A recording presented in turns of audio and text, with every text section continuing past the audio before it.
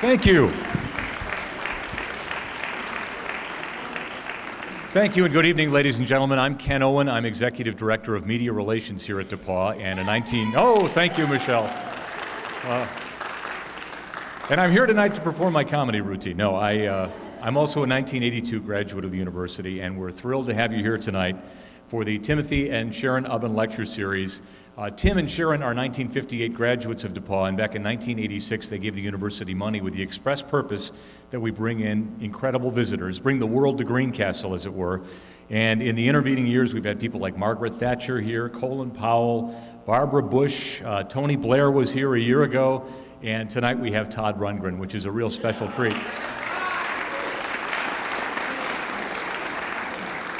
Todd will be out in a matter of minutes. We're going to cut the house lights. I put together a little video for the 4 or 5 people out there that may not be quite as familiar with Todd's work as others. It will take you from the very beginnings to today, and then we'll welcome Todd to DePauw University. So direct your attention to the screen, and the program is underway.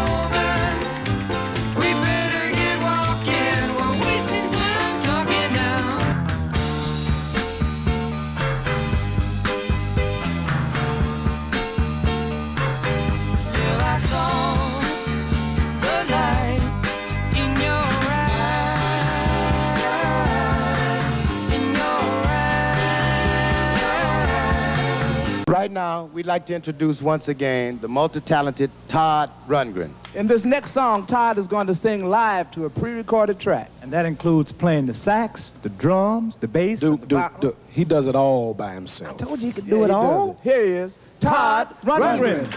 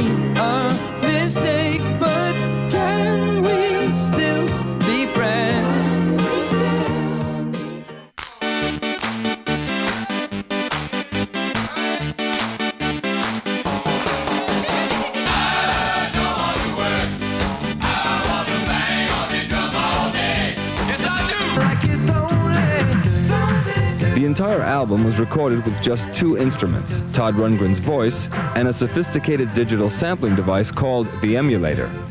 The manner in which I use this on the album goes something like this. Get a microphone, put it into sample mode. Ooh. Put a sample of sound in it, that's what it looks like. You picture it, and then you can play the sampled sound. This is where I sampled it at. Ooh, ooh. So you get some idea what it sounds like. What you hear is my voice digitally encoded into bits and bytes and stored inside the instrument. And it will now play it anywhere on the keyboard that I place my hand. Simple as pie. Dear God, hope you got the letter, and I pray you can make it better down here. I'm an adult now. Todd Rundgren, this gentleman has been making popular and influential music since the late 1960s. Right here is his first solo album in 4 years. It's entitled Nearly Human.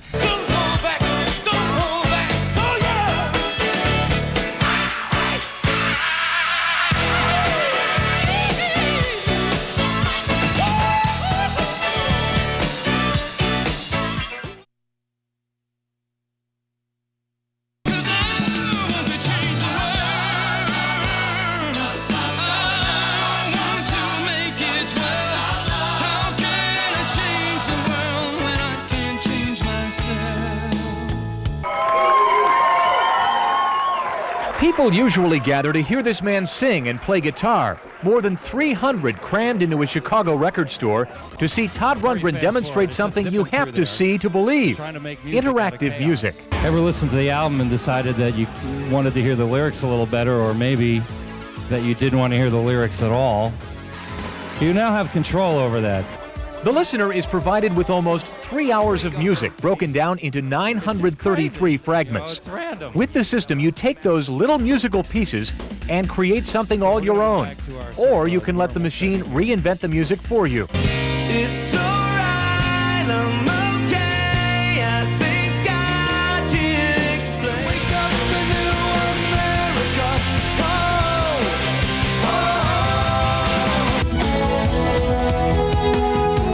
So you ever sat at a news desk before? First time at an anchor desk here, right? First time for me. I would think so. Is, I don't think I. one of the few firsts I have left. I don't.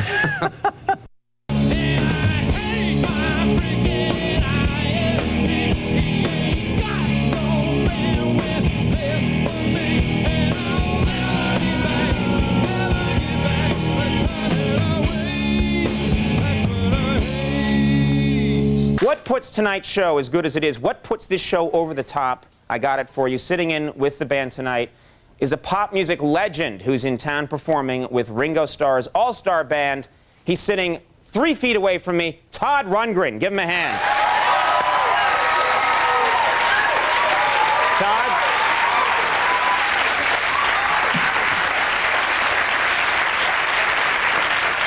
This is very cool.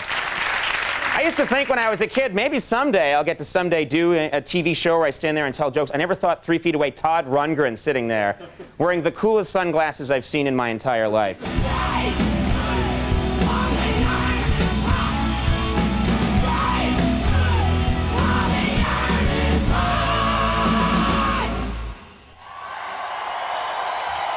Ladies and gentlemen, please welcome to DePauw University's Ubben Lecture Series, Todd Rundgren.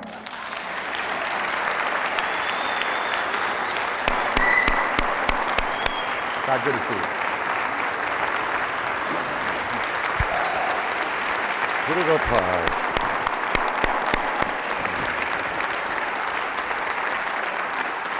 You have friends. Well, thank God for that Letterman guy, you know? Nobody would know who I was otherwise. I promise not to be James Lipton tonight, so if I am, somebody throw an ice cube right about it. We might want to move our mics up just a little bit, Todd. Hello? Hello? Move yours up a little bit. Is this on? Is this on? Let's begin at the beginning. Growing up in Upper Darby, Pennsylvania. I feel like we're like a mile apart here. We can scoot in a little bit and kill a couple of plants. It was a musical household, obviously. Was it a dream when you were a kid to be a musician, or did it just kind of come upon you? And when did technology kind of begin to be a curiosity for you? Well, the house was musical only in as much as my parents were music fans, but neither one was a musician. They enjoyed a little robust caroling every once in a while. They liked to sing in the car and harmonize music that, well, I vaguely remember it now, but it's, you know, kind of like the novelty tunes of the of the big band era. But they could sing in harmony. It was kind of like Lucy and Ricky, I guess. But my dad was very much into music and had a very eclectic, or somewhat eclectic taste in music. And so I was exposed to styles that probably a lot of people were not exposed to. He was very much into contemporary classical music as well as maybe some older stuff, but he was anything from like Ravel on or Debussy on. He was pretty much into a lot of show tunes, things like that. The technological aspect came into it, I believe, fairly early because he built his own hi-fi from probably from some plans in a popular electronics magazine. And I remember it distinctly. It was a little green cube about this big with a black grill cloth, and a turntable sat on top, and I believe the electronics were built into the box. And I was never allowed to touch it. Only government-sanctioned music would ever be played on that hi-fi. But we used to go with regularity to my grandmother's house, my father's mom, and she had a piano in the attic, an old spinet. And I used to go up there for hours and just bang on it and think I was, improvising the most wonderful music, probably just drowning out the rest of my life. That's what it was at that point. And just time would pass without me having any idea exactly how long it had been, but the experience of making the music, or what appeared to me to be music on the piano, kind of, I guess, primed me for the idea of eventually playing an instrument. And I went through several instruments in the early days. Believe it or not, when I was growing up, they had music programs in elementary school. Amazing. And any student who wanted to participate could very cheaply rent an instrument. And the first instrument that I thought I wanted to play was flute, but I never did get the embouchure exactly right. And also the fingering was obtuse to me, that I couldn't figure out the fact that it wasn't linear. And so I moved on to other instruments. So I remember my sister decided that she might play the clarinet, but she wasn't good at it and hardly touched it. And I learned how to play like a Mr. Ackerbilk song on it, which pleased my dad immensely. I think it was Two Strangers on the Shore. But I had this aptitude for picking up melodies and figuring out how to play them on the instrument. But my experience with the guitar was kind of, I don't know, perhaps it was delayed a bit because my dad had a guitar that he bought when he was in the service that he never played. It sat in the basement gathering dust, but I knew it was there, and I used to go down every once in a while and muck around with it a little bit. And one day I thought I would get serious and try and tune it. And I had a tuning in my head. I didn't know how to tune a guitar, what the notes were supposed to be, but I had one in my head, and my little fingers couldn't turn the machines enough, to get the string to where I wanted it. So I took a pair of pliers and turned it until the neck snapped off the guitar, and that didn't go over very well. But I believe I made it known to my parents in affirmative terms that I wanted to play the guitar, and eventually they got me guitar lessons at the local music store. And how old were you at that point? I was probably at 8 at the time, something like that. And about what time did you get interested in robots and things that moved? Oh, I was always into robots. The robots were, well, no, I can't say I was always into robots. I was into robots from Forbidden Planet on. That was when Robbie the Robot first appeared. And he was the friendly robot. All robots before that were like killer robots. But Robbie was the friendly robot who would mix drinks for you and things like that. And I remember going with my parents to the movie theater because they had a big promotion. You could get coupons on the back of Quaker Oates boxes, the round box that they used to have those. And so I remember at least some of the children got in with Quaker Oates free passes. In any case, the movie, a lot of it scared me, but the Robbie the Robot part was really cool. And being a lonely child, I thought what I needed was a robot friend for companionship and protection. And so from that point on, I always had in my mind that I wanted to build a robot, and certainly did enough drawings on paper and collected enough junk over the years to possibly build several robots. But the stumbling block was that no matter how you hooked all this stuff up, the robot had no volition or movement or anything unless it had a brain of some kind. And I guess when I was about 11, I started studying binary logic, because this was the basis of computers. Essentially, one very simple operation, yes or no, compounded into many decisions and arrays of decisions that would look like the computer was doing something really brilliant, when all it was doing was deciding yes or no, yes or no, yes or no. The advantage to having at least some passing understanding of this and the associated number system, the binary number system, which is just ones and zeros, gave me a big leg up when I got to high school in an algebra class, when they started to introduce the new math and doing mathematical operations in number systems besides 10. Mm-hmm. And I was able to breeze through that, mystified everyone, including my teacher. What further mystified them is I had no interest in any of the other work, and so failed every other aspect of the class. But I was able to do any kind of number system, math in any number system. Mm-hmm. So when I was in high school, I had two options. I had already gotten into a band, and I was playing electric guitar by then, and had some aptitude at it. And I was terrible at school. I had no grades. My parents had no money. It didn't look like I was going to be able to go to college, but if I went to any kind of school, I might have gone to a technical school to learn how to program computers or get in a band. And fortunately, I got into a band because I didn't have the money to go to technical school, and computers in those days are really boring. Well, let's talk about a band, the band that most people relate to you as early in the career. You were in Woody's Truck Stop before that, but the Nazz, mm-hmm. and we saw the video a little bit ago.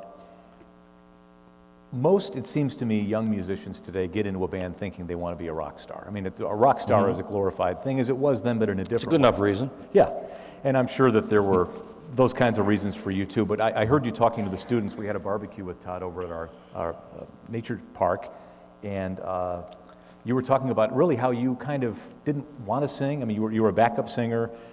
You weren't somebody who wanted to be out front early on. I believe I was trying to make a distinction between the performer and the musician. Mm-hmm. And the fact that I always knew that I wanted to be a musician. I wanted to play an instrument. I wanted to be involved in musical productions. I wasn't so sure I wanted to write yet, but the only extracurricular activity I had all through high school was chorus, which was the one that you had to get up really early in the morning for. It was unfair. But I enjoyed singing in the chorus, being part of the chorus, never imagined to be being a soloist.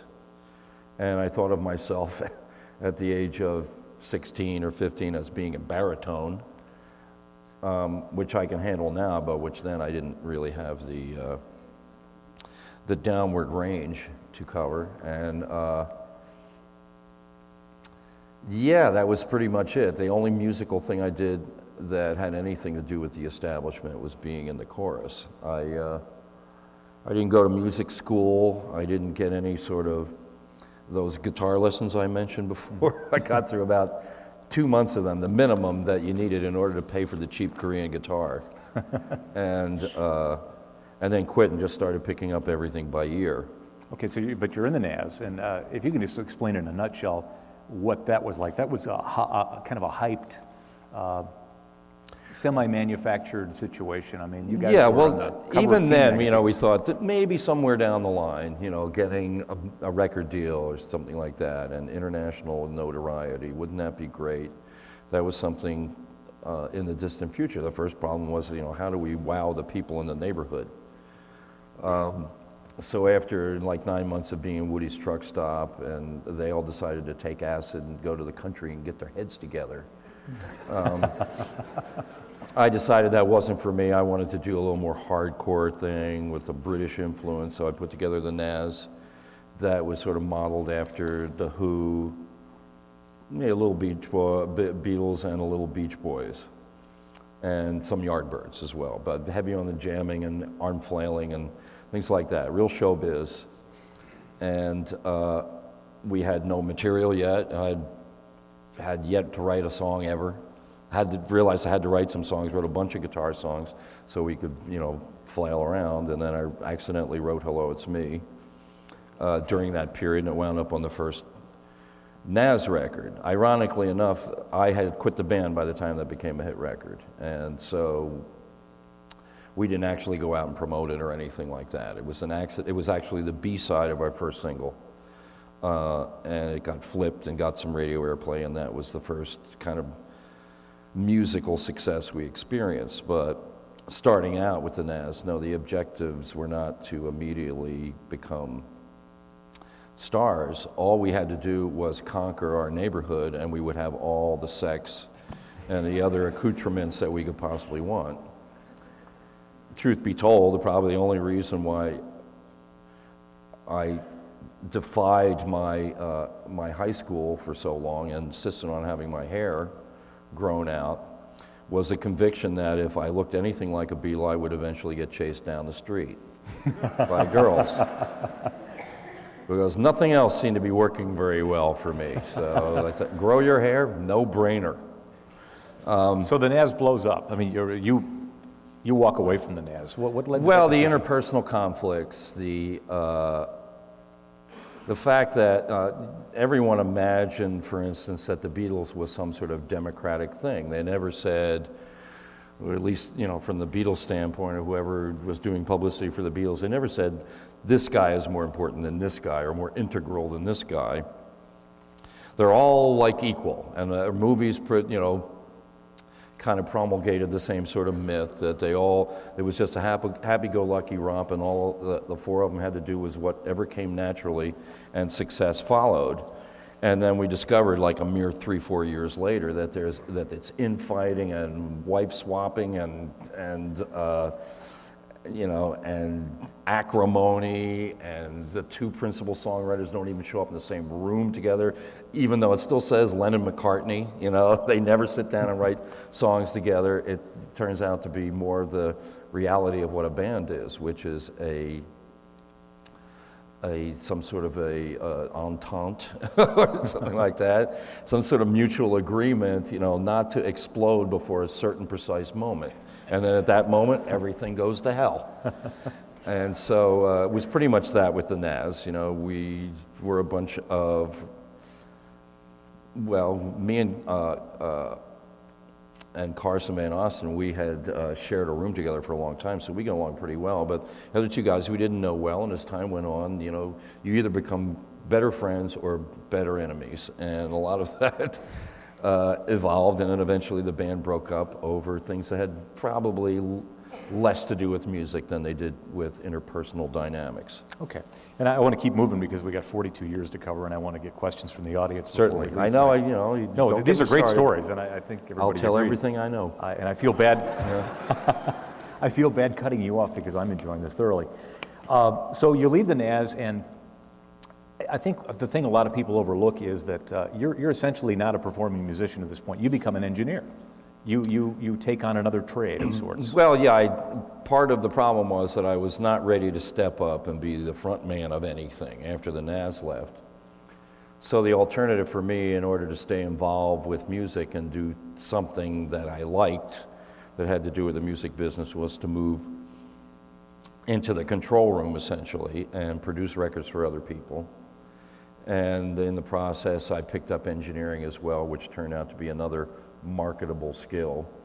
But more importantly, it was a great asset in terms of production, because I was able to cut out the middleman in terms of sound. Often producers to be a producer can involve a lot of different aspects. The very first producer I ever had any studio experience with was really old school, in that a producer had no or hardly any creative input. He just made sure that the session didn't run over, because he was more in charge of the budget than he was in charge of any sort of real quality control. That was usually be up to the arranger, and the engineer was in charge of the sound quality.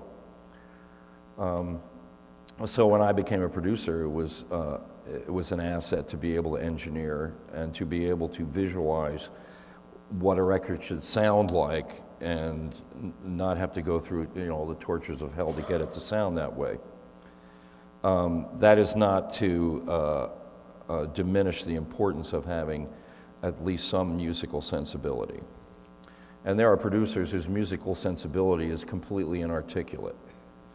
They just say, I like that, that'll be a hit, you know, or I hate that, that won't be a hit. And that's, for some, that's all it takes, you know. Mm-hmm. But my career as a producer has been to kind of like nurse people along. I don't often work with people who are already successful and satisfied. There's either a new artist who has very little or no experience of the studio, or an artist who's hit some sort of cul-de-sac in terms of their record making, and I have to shake them up a little bit to break them out of it. So when I first became a producer, I was strong on the kind of sound aspects and musical aspects, very weak on the sociological and psychiatric aspects.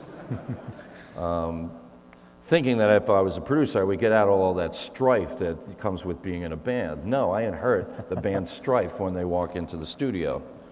And you know, have to break people up sometimes and resolve issues musically and sometimes non-musically. Sometimes you have to be the prick so that everyone else can focus on you being the prick and not on each other being the little pricks. And so we're going to talk about individual productions in a bit, but so Albert Grossman, essentially, you're engineering for Bearsville. And when I became a producer, yeah, it was in the Albert Grossman organization. Right, who was Bob Dylan's manager and your manager for a while, and many other people. And was it a favor, kind of a side project where he said, you know, you can make a record if you want? No, I asked if I could make a record. Okay. Okay. I guess he said, oh, you can if you want, but they actually gave me a budget to do it, because mm-hmm. I didn't do it in, well, there was no Bearsville studio yet when I did my first album. Even though I've been producing, it's not as if I stopped being a musician. I was still writing songs and had musical ideas and liked to make records and wanted to have my own musical ideas on record. So I asked for a budget. And they said, okay, and since I wasn't hiring a lot of musicians, I had like a rhythm section, just bass and drums. And well, there were a lot of different sessions, but a lot of those sessions were people that I had worked with before, and they contributed their performances, so I didn't have to pay, for instance, Lee Von Helm and Rick Danko to play on my record. And it was, it was known to everyone in the label. It was a vanity project. It was just something to keep me satisfied. But they were a bit taken aback when I delivered the record, and they heard like this whole range of sort of musical ideas, and also a song that they thought could be a hit single, which they then released, and which then became a hit single up to a point. We Gotta Get You a Woman. It was called We Gotta Get You a Woman. I did a James Lipton there, by the way. Sorry. The what's that? I was a James Lipton moment. That was a James Lipton yeah. moment, yes, okay. And it started to take off as a single, but this was at the same time that there was a militant feminist movement happening. And some in that movement decided to misinterpret the lyrics to their favor, and implied or impugned that I was saying something about women in general, about them being stupid, which but they sure are fun. Which, if you can parse a sentence, is not what I'm saying. I'm saying like little things that may be trivial, but seem to mean so much to you. Little things about somebody, and And they started threatening to bomb radio stations and play the record. Things like that. It got to be a whole burlesque. So it never got to actually probably the point it would have gotten to. That was just as well, because even my first attempts at fronting a band in order to perform behind this single were painful at best. They were painful and embarrassing at worst, because I had never fronted a band. I had never attempted to sing my own material live, and I had never attempted to do a whole show of material, which in those days, you know, a set was 40 minutes. You know, a headliner would play for 40 minutes, and maybe twice a night. And I couldn't make the 40 minutes. I couldn't, before I would have my voice blown out and I'd be completely exhausted. And that was the point at which I realized the vast difference between a musician and a performer.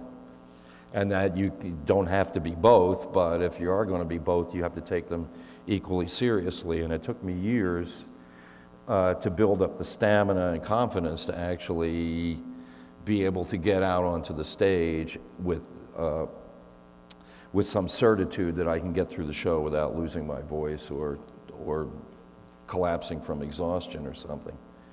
So and look at you now. I mean, what's that? Look at you now. 2 hours and of look arena at me rock. now. Yeah, it's an amazing show if you haven't seen it. We're going to fast forward to Something Anything, which is behind us, and I want to have an image come up that appeared in the video we showed a moment ago before you came out. Mm-hmm. The Midnight Special in 1973, and it's a moment many people who were watching that show and are fans of yours today remember. If we can see that image, Dwayne Skoog, who's doing a great job upstairs. That is a famous image, a Lynn Goldsmith photograph. Yeah. But you know, to some people, cynics, it's a jump the shark moment. I mean, it's like Todd Rundgren is the next rock messiah, the press was saying. Todd Rundgren was probably on track to be the next Elton John, even though you were probably bigger than Elton John at that moment. I don't mean that. Don't take that personally the wrong way. The next pudgy, balding, gay piano player. From Mojo in 1998, whether or not this was the moment at which Todd Rundgren's career came crashing down, it was certainly symbolic of the man's refusal to march to any beat but his own. And I mean, I'm curious, and I think it's great. But you're backstage at the Midnight Special, and this makeup is being applied by Nicky Nichols, right? No, I had no idea what he was going to do with me. Okay, really? No, I had a costumer and makeup guy who traveled with us and would. You know, he would do makeup every night, and carried like a sewing machine and a marrow machine with him, and would, if he got inspired to, just come up with new costumes, which I would wear, most of which would be, you know, fulfilling some homoerotic fantasy of his. And I said, oh, what the hell, I'll put it on, you know. And in this particular instance, you know, he says, well, I got these feathers, you know, and he made this, he showed me the vest. I thought, that's pretty cool with the, you know, it's got a very Asian looking thing with the feathers turning up there in the medallion, fine. And he starts putting the makeup on, and I don't know what exactly is going on, but I think, ooh, that's pretty wild. But the coup de grace, as it were, and the thing that really kind of, the part that I wasn't going for was, he got out the hot curler and gave me something of a Mary Tyler Moore, like flip at the end, you know, and I thought that's not, you know, that isn't quite right. So, but you could. But in any case, you know, it's like, what the hell, you know, you're in for a penny, in for a pound, more or less. You know, it's the Midnight Special. You want to come off like Billy Squier, or you want to come off like the real Billy Squier, you know? You could point to that moment and say that that was your first twist. I mean, you know, from an audience standpoint, you were kind of on a track. You were a singer-songwriter. Well, you have to say, though, but this particular moment here, you would have to put into context. You have to realize that David Bowie is filleting Mick Ronson's guitar at the same time somewhere, you know. And wearing a skin-tight, you know, spandex suit, and as we all are wont to do, you know. And you know, this was around the glam, still around the glam era, you know. So this sort of cross-dressing is not unusual at all. But to take it to this degree probably was a little unusual. Yeah. I think especially given audience kind of expectation of what you might be, because I think this was to many people their first exposure to a visual representation of Todd Rundgren. So that sets the chapter, I think, for a discussion I want to get into about your musical adventures. What followed Something Anything is probably the thing that most people would have guessed could never follow Something Anything. Something that was... Or should never have followed something else. I think A Wizard, a True Star is probably viewed as your most adventurous and influential album in many ways. It is amazing what time will do in context, because it was Wizard, a True Star, after Something Anything, was considered a blatant act of career suicide. And the whole point is, as I said before, a lot of these things are just vanity projects for me. I like to make music, I like to capture it and listen to it after I've done it, then I like to move on and do something else. And as I said, I had no expectations commercially from my first record, even though it did have a hit single on it. I had no specific expectations from my second record, which nobody remembers, which was The Ballad of Todd Rundgren. And that happened when there was a great record. But it meant something to me to kind of become more of a, have more of a song stylist, instead of just doing everything at once.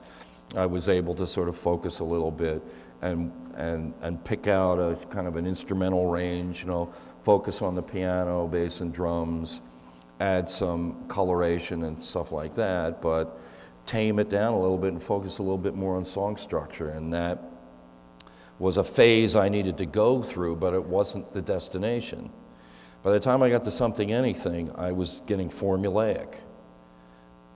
I saw the light, I wrote in 15 minutes. It was just like, and it was done, because I had just gotten into that sort of song form that I developed on the previous album became habitual. And after I got done listening to Something Anything, and a lot of people don't, or conveniently ignore the fact that there are precursors to A Wizard, a True Star in Something Anything. There are already experimental things going on that you couldn't categorize as songs per se, and there are little instrumental interludes and other things that are already starting to break up the formula. But by the time I got to A Wizard, a True Star, I was first of all trying not to fall into into that Elton John thing, of just like, here's another one, here's another, give me a bouncy C, I want my material to at least mean something to me, and effort, increases the value of things. Things that you don't put any effort into don't have any value. So just the effort of coming up with new directions, for me, reevaluates what I'm trying to do. And not only was I trying to get away from those specific sort of habits of writing music, I was looking at the form factor that I was working in that I had never actually stood back and looked at. The album up to that point was just that. It was considered a collection of songs. You got enough of them, like photographs, you put them in an album, and that was it. But I thought, what if you look at this, look at the side of the record. Now we don't have sides, of course, but look at the side of the record as just completely blank canvas. And there is no such thing as a song form per se. If you want to make a song, go ahead and make a song. But if you got an idea that lasts 30 seconds, that's just as good as a song. If you get something that's just sound, experiment with sound. And I started essentially trying to map the relative chaos in my head, all the different musical fragments and all the different directions that they might go into, onto this blank canvas. And it was the first time I had my own studio to do it, and I don't think I could have done the record unless I had built the studio first. So it was this whole coming together of a bunch of things. Me getting self-conscious about becoming a kind of just a song stylist, not a musician. Musician is someone who is continually fascinated with music and continually learns new things to do with music. And the result was something that didn't resemble anything, and didn't resemble hardly any record that had been out before that. There were no spaces between the songs. I was thinking something might start and then just stop and go right into some other thing.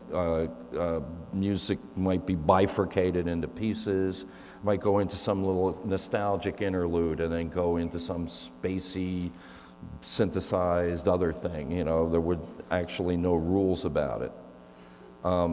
But what it did do was, more than any of my other records, reveal more accurately what my personality is actually like. What most people call rebelliousness. It doesn't have to be rebelliousness. It just has to be obstinance, that you see things a certain way and you're convinced that's the way that it's supposed to be. You're not against anything, you know. I'm not rebelling necessarily against anything except myself, except the things that I would do that I would later regret having done. And while you're making these, I would say, more experimental records, Initiation, Utopia followed, and we're skipping over a lot of ground here.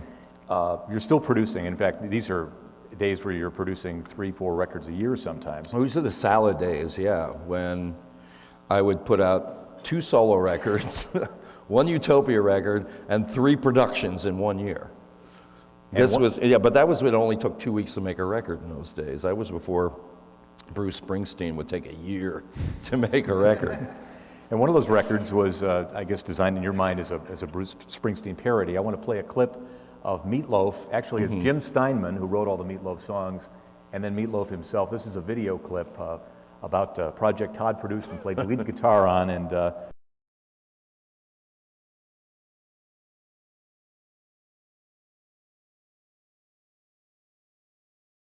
anyway. That sounds awful without the rest of the track, doesn't it?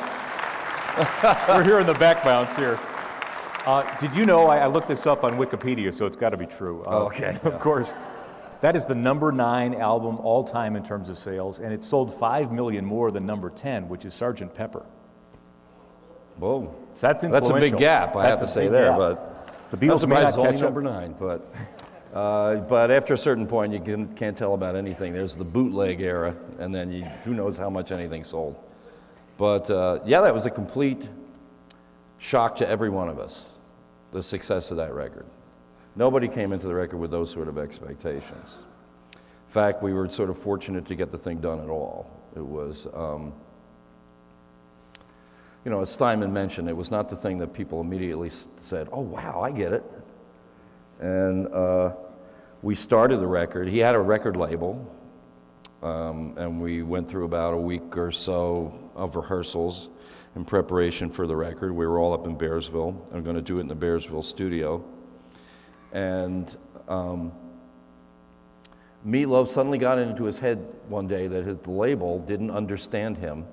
This is when we're about to go into the studio and start the sessions. That his label didn't understand him, and he wanted off the label.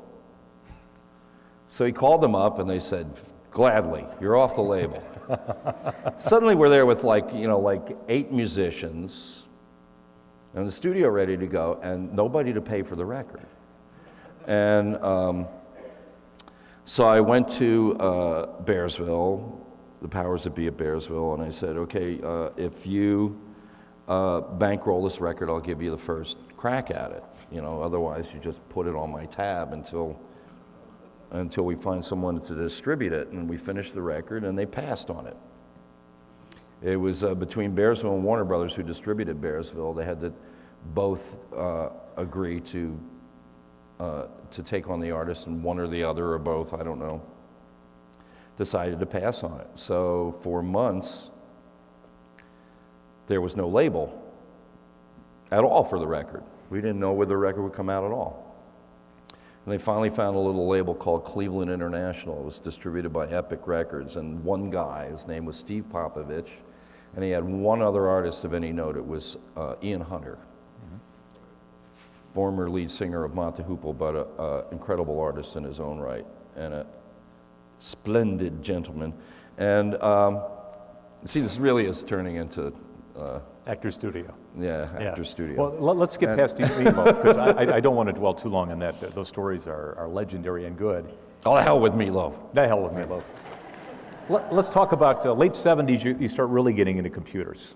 You get your own computer, and are you responsible for what eventually became the paint box?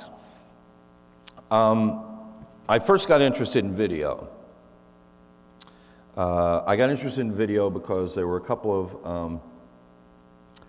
TV programs usually on public television in New York City, WNET in New York, very progressive. And they produced the original Sesame Street and also a show called Electric Company. And more than Sesame Street, but especially on Electric Company, they have these little bumps where they are supposed to teach very simple concepts to preschoolers, but in somewhat hipper way than usual, like mindless children's television used to be. And one of the things they had was a piece of technology called a Rhodetra synthesizer, in which they could take the raster, that is old-fashioned TV talk, doesn't apply to CRTs and stuff, but essentially, if you know anything about it, the picture is a light beam scanning across the surface, and what they would do is take magnets and electromagnets and distort it, and then they would be able to change the shapes of things and do things with really highly saturated colors. They were developing colorization boxes. They would take a black and white signal and turn it into something really vivid and colorful. And I got fascinated by all this abstract imagery that they were coming up with. And a lot of people were using this and other sorts of video devices.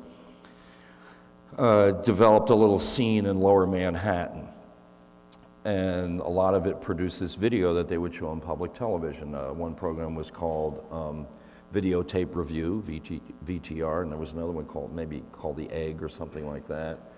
And it would be all experimental video. A lot of it would be music and abstract visuals and things like that, and I got very into that. I thought, this is a way to kind of like take the things that you imagine when you hear music and kind of create a visual to go along with it, kind of a Fantasia concept. The more abstract passages in Fantasia, like in the very beginning where it starts out with the orchestra and then it's just waveforms and colors and stuff splashing around. And I thought this is a great way to enhance music. So I got interested in video, started investing in video equipment, and by the time it was the late 70s, I had a video studio as well and was making videos even before there was MTV. And what was the question? We were talking about the paint box. Oh, the paint box, yeah. So anyway, I had a video studio. One thing that we had was a fairly substantial investment in one of the first digital frame stores. In other words, TV was still analog. There was no such thing as digital TV, except in the production aspects of it, in which they could convert the analog signal into a digital signal and put it in what they call a frame store, and then you could do processes on that you're very familiar with nowadays, but were very stunning in those days, where you could shrink a picture down and zoom it off in one corner or something like that. So we bought one of the first devices that could do that. And there was a school called the New York Institute of Technology, which was one of the birthplaces of computer graphics. This is one of the most amazing technological sagas in all of humankind in terms of the progress that has been made. They had one of the first kind of like computer graphic breakthroughs, which was they developed a way to take that frame store, that thing that could store a video image, and take a graphics tablet, which is a pen that interfaces with a flat surface just as a pen on paper does. And you draw on that, and then your strokes are translated onto the screen. And so you could paint a picture without using, essentially, electronics, without using pencil or paper oil or anything. It's the first time such a thing had ever happened, that you could just paint directly into the video sphere. Fairly commonplace nowadays. But I wanted to use that. They wanted to use my digital effects box. So we traded some time, and I went down and worked with them on the paint box to do some things. I was so fascinated with the technology that when the Apple II computer came out, I wanted to get into graphics programming, not sound. I wanted to mess around with video and graphics, and found a one-of-a-kind thing that somebody had built, a graphics tablet, attached it up and started designing a paint box program that worked just like the one that I had seen. Of course, in a far lower resolution, nothing that would look too great on video, but it was just the concept, and it was a way for me to learn how to program the computer. And one time we were out playing in San Francisco, and I thought, well, I'm going to go down to the Apple and show them what I've been working on. Apple was in one building then, one relatively small building in Cupertino, and as it turned out, at least one of the guys who worked there actually was from Philadelphia and knew who I was. So I came in and I showed them what I was working on. They said, well, if you finish that, we'll publish it. They had decided they were going to get into software publishing, which in those days they didn't stay in very long. They did a bad job of it. But essentially, I published this paintbox program and became software designer, became part of my resume as a result of that. I didn't really get into using computers for musical purposes until like the late 80s. And we're going to forward the tape again, if you don't mind. That? I'm going to forward the tape to and Dwayne, let's skip the next video. I want to go to 1990. Whee! What the a year time's that flying was. Yes, by. Well, we're having a good talk. I just don't want to be here singing Christmas well, my carols. nose starts itching. I know I've been talking too much. Uh-oh, well, you're doing a fine job. It was Christmas 1990, I think, that you made the Change Myself video. And I'm going to have Dwayne roll up behind us as we talk about it. You took a bunch of, was it Amiga computers? Yeah, well here. Actually, that's Jim Steinman. He never goes away. That's them. That's you, yeah. And then we'll see the Change Myself video. That guy on the video. left, he still works for me. Okay, anyway, we'll get it together. But the Change Myself video, which should be the third clip, we're going to skip beyond, Anyway, I think just in a nutshell, you took these Amiga computers and put them together, and if we showed this today, a student would look at it and say, oh, looks pretty cool. But back then, to take video, animation, have things bubbling and moving around and spinning, it was groundbreaking. Well, I knew a little bit about what it took to get to make the leap into the 3D realm. That's big difference between painting pixels into a 2D space and designing virtual objects that then have to be animated and rendered and all of this other stuff. And I knew a little bit about it and had an interest in it, but figured that it was probably technologically and financially out of reach for me. But I was a yearly attendee at the SIGGRAPH conferences, which for those of you who don't know, this is the special interest group for graphics of the ACM, the American Computing Machinery, I think, or something, or I don't know what it stands for. But in any case, it's in those days, as in the halcyon days and the early days of any of these new concepts, it's way fun to go to these things and see the leaps and bounds of technological evolution. Mm-hmm. And I'm walking around the floor, and there's all these SGI boxes I can never afford, $100,000, $200,000, the other system I can't afford, all this other stuff. There's this one booth by a company called NewTek, where they've got like a couple of Amiga computers up there, and they're showing these spaceships flying around and shooting at each other, and literal quotations from Star Wars and stuff are re-rendered using what essentially was a card inside an Amiga.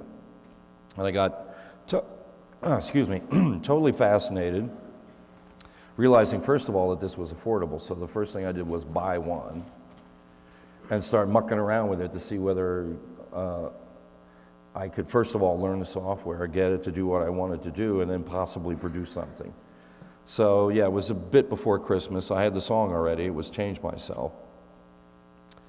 And the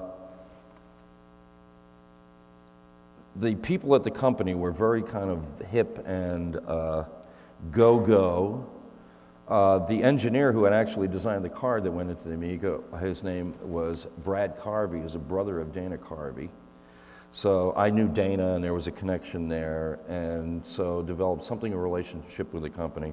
Started doing this stuff, experimenting on my kitchen table up in Woodstock, and decided that I was going to make an attempt to try and do this. So I bought 4 more Amigas with the cards in them, and started doing this project. At the time, we had no kind of relationship with sound and video. In other words, I had to go through the song that I was going to render and create a storyline with 70 frame accurate shot lengths and things like that. And then wing it from that point on. In other words, render everything and then hope that when I got into final production and synced the sound up to the video, that they would be in sync. There was no way to confirm it before the actual final part of the process, which was more than a month. And by the time we got to the end of the month, the company had come online to help me and provided me with a grand total of 30 Amigas, each one of which had a 200 megabyte drive connected to them, which was a brick about this big. There was no such thing as networking. They all had to be sneaker netted, essentially, together, and that's probably a term that you youngsters have never even heard, but essentially, you take a drive, you fill it up, and then you disconnect it and connect it to another computer and empty it into that computer, and that's how you networked. And so we had 30 drives, about a couple of spares. Every time a drive got filled up, it got dumped down to a data tape storage and then recycled. And the whole process to render all of this is a 3-minute video, took a month. Using 30 machines, And I did not find out until like the last frame was rendered, and we took it into a video post-production studio to lay the sound in, that the sound actually did sync up except for one part in the very beginning. And fortunately for me, they had the technology to actually video stretch part of the video to make it fit in. But otherwise, the rest of it synced up perfectly, and the 3 months of work was not in vain. And when the company, Newtek, who provided all the equipment, saw what I had done, they founded a company with me called Newtopia, and we did experimental video with their equipment for a couple of years. Dwayne, it's the next clip. If you flip it ahead to the next video, we're looking at the a cappella album, and I skipped past that in the presentation here, but if you get a chance, look at Change Myself online. Many of you I know have seen it, but it's still a work of art, actually, and we know that fella. Yeah. I don't know if we have video anymore, but if we do, I wanted to run a clip from 1991. Maybe we'll just throw the video out and just have a little talk and then take the questions and answers. We talked in 1991 for the first time for television, and I asked you about the next Todd Rundgren project. You just left Warner Brothers. Mm-hmm. You had recorded Second Wind, which was a big band album live in front of an audience, and you said, I envision the next project will be like being in a fishbowl, something you will inhabit. Mm-hmm. And I thought, what the heck is he talking about? And a year or so later, you came out with something called No World Order, which was the world's first interactive CD. Thank you so much. And again, I think if you don't have it, look it up on the internet. It's worth checking out. But basically, it was the Philips CDI machine. It was later available with the Apple computer. Yeah, Philips was the entity that actually stepped up to kind of make that happen. Mm-hmm. I've been doing presentations about the potential for it, but I hadn't actually done any real work in trying to present music in a different way. It was a result of a couple of realizations that I had had. One was that music was being repurposed for things other than what the original producers had in mind. Sometimes not, but often, people would take a record and use it for aerobics or jogging or background music to some other, to cooking or background music for dinner, or background music for a party. In other words, music was being repurposed for things other than just sitting down and listening to it. And that would seem to be happening more and more. That was a product probably of the Walkman and the idea of the personal musical experience, which didn't exist before the Walkman. Before the Walkman, if you wanted a personal music experience, you had to just go home and put the record you wanted to listen to on and unplug the phone and whatever and listen to the music. Then the Walkman came around and you could devise your musical experience and take it with you. So people suddenly had a soundtrack to their lives, and they were repurposing music for various aspects of their lives, when the artists were thinking, oh, people are just going to put everything else out of their mind and listen to my records, you know. And the other attendant realization that I had was that music was being repurposed in a different sense, in that it looked like new ideas were harder and harder to come by, and so it was just as legitimate to go back and revive an old idea. The biggest hit record that year was Can't Touch This by MC Hammer, which was a Rick James song, except he just wrote different lyrics over it, and it became a bigger hit than the original song was. And there was Frankie Goes to Hollywood, which was not as big a phenomenon here, but I was paying attention to what was going on in England. And every 2 weeks they'd release a new remix of the same song. Relax, there was 20 versions of Relax that came out. And every single one of them went to the top of the charts in England. All right. And I started again in some others. I got into this, actually it's a production entity. Their videos and everything made it look like a band, but they never performed live, they never did anything. They were called the KLF. And they did the same thing, where they did this 3 a.m. Eternal thing, and there was so many different mixes of it, you know, but they all had like a slightly different atmosphere. They were all different lengths, you know. Suddenly music was a plastic thing, you know. It wasn't always the same way every time. And let me jump in there, because one of the offshoots of this was you went to Time Warner, or maybe you were called in by Time Warner at a certain point, and you had this idea that maybe... Oh, this is after that. Yeah, this is the, well, the third leg, I guess, of the stool was the technology had evolved to the point that you could actually control music in real time. There were music compression technologies, so we could put music on a disc, you could play part of it while you're accessing another part of it, so that you could put chunks of music together in random orders without any sort of apparent interruption in between. But we developed a whole sort of system by which people could describe the kind of music that they wanted, even in very abstract terms, and have the system go out and find the fragments, put them together, and play them for you.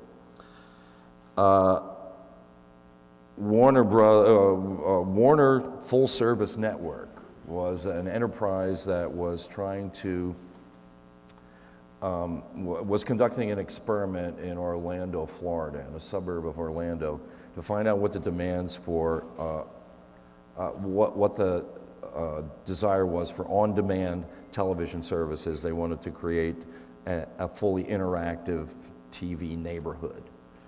And they had fiber optic to the curb everywhere, and I don't know what it was from the curb to the house, but they had SGI develop a special box, which was an SGI, it was called an Aqua, I think, or something like that, or an Indigo. And it was a box about this big and about that big and about that thick, and it weighed like 40 pounds. And it sat on top of the TV. They figured, oh, we're going to get this down the right size eventually, you know, but they had this whole freaking, you know, one of the world's, you know, most expensive graphics computers was the box. And they had like applications like design your own pizza, you know, before the pizza gets delivered. But the purpose of the whole thing was to find out what sort of demand there was, you know, for these kinds of services. And they wanted me to design a on-demand music service that would allow people to do what you could do on No World Order. In other words, say, okay, there's the mood I'm in, just pick music that supports that mood, or here's the event that I'm at. It's a dance party and I want dance music, or I want soothing dinner music, or whatever, you know, that you would be able to just, you know, set some criteria and have music piped to you from a server. But obviously to do that, you got to get music on a server. And there were servers, but there was no music on any server anywhere. This was before Napster as well. And we had to go to the major labels and try and get, for experimental purposes only, you understand, the rights to put music on servers so that it could be delivered into people's homes. And I think there were 5 or 6 major labels then, and a lot of the, the major labels would distribute a lot of labels that could appear to be independent but actually depended on that distribution, and tried to get the rights to put just a handful of your artists, or one, any of them. Let's put them on the server so we can see whether people actually want to do this, and not a single label would even consider it. They were so worried about bootlegging, for starters. The only thing they were ever focused on is bootlegging, and it's saying this is completely ephemeral. It isn't discs or anything. It's people listening in their homes. And even Warner Brothers, this is the Warner Brothers Full Service Network. Warner Full Service Network. Warner Brothers Records would not give us permission to put anything on a server. So whatever else happened with the rest of the service, they never did get on-demand music services. And look at us today. And look at where we're at today. The end result was that they refused to put their stuff on a server, refused to consider putting their stuff on a server, and within like 3 years, Napster is eating their lunch. And they are so slow on picking up on this thing that to this day they haven't caught up. To this day, somebody else besides the record labels has had to take the initiative. In this case, it was probably Apple who convinced them, put your shit on a server, because it's already on servers. It might as well be on a server you have some control over. So what do you tell our music students or technology students who maybe dabble in music? How do you make a living in music going forward? How's the music industry going to look in 20 years? Play live. You got to play live. It always was that way. Whatever it is, between the 60s and the 90s or whatever it is, when the record labels started to lose all of their mojo, that was all an illusory period from the standpoint of musicians and artists, because they thought, I got it made as long as I get signed. And of course you would get a big chunk of money, and the measure of the money was supposed to be a measure of how good you were, as opposed to a measure of the record label's estimation of how good you were. And a lot of people figured, I don't have to ever play. I just, I'll wait for the dump trucks of money to pull up to my house. And that was always an illusion. It's very appealing if you're lazy, but before there was ever a record industry, and long after there is whatever this stage that the record industry is going through, musicians will make their living playing music. They'll play it for people, and people will come to hear it. And the best music that will be made will be done in a live context. People will do their best to reproduce that good music in a recording context, but that's part of the challenge. It took me a while to come to that sort of realization. As I say, I had to evolve into enough of a performer to realize that I could always do more live with the music than I could do in the studio. For one thing, I don't have an audience like exhorting me to take any chances in the studio. I've got to do it all myself. But when you perform live, forgive me, but we all have that sort of morbid thing of the high wire act, and will they get to the other side or will they fall off? And that's why you're there. If you know they're going to get to the other side, you say, seen it, It's the possibility that something's going to go horribly wrong, or it's something really unique and unprecedented and never to be repeated again is going to happen. And the idea of recording, of capturing a recording, is completely antithetical to that. That's the fly in the amber. The fly is never going to fly again. Well, So, my last question before we open it up. Okay. I want to get to back to the risk-taking thing.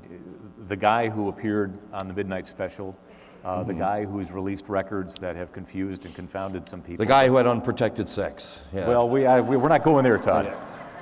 But I think you're We won't even go there. Now he's thrown me.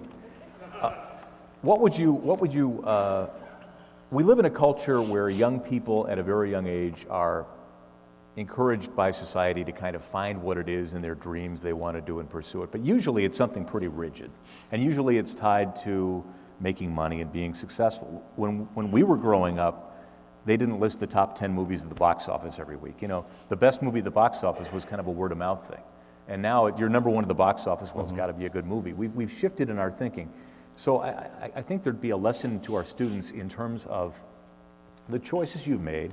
I mean, you're the guy that said, I want to go where the others won't go, you know, the individualist. The courage to make those choices. It would be really great if I could say that at one point I was completely volitional about it. But it isn't, again, it isn't rebellion per se. It's like, what do you got to lose? You know, what do you got to lose by taking the chance half the time? It's been fortunate for me that I've had the production to underwrite my lifestyle, because that frees me when I make a record not to have to consider whether I will be required to survive off of that record. I never am. And now it's hopeless. I couldn't make a commercial record if my life depended on it. I can only make the kind of record that it occurs to me to make. And my biggest enemy is me. As I say, the thing I fear most is unconsciously writing a song that I wrote already. And then suddenly waking up, I was like, oh shit, I hope nobody notices that I just rewrote one of my own songs, you know.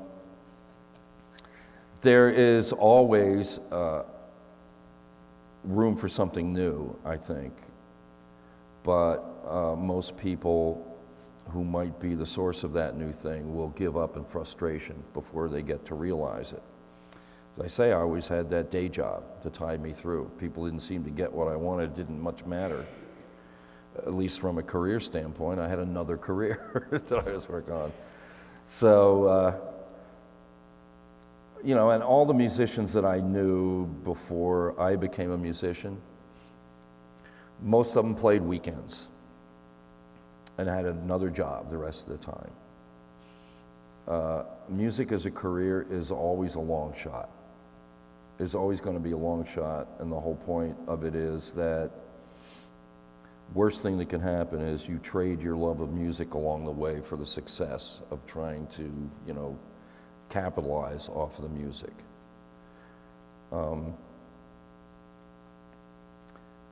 Only thing I want out of this is to be able to look back on what I've done and, as I say, feel like I made an attempt at the time, that I wasn't shucking, that I wasn't trying to do something because I thought I had a better idea of what somebody else wanted than what I wanted, and that I have always been willing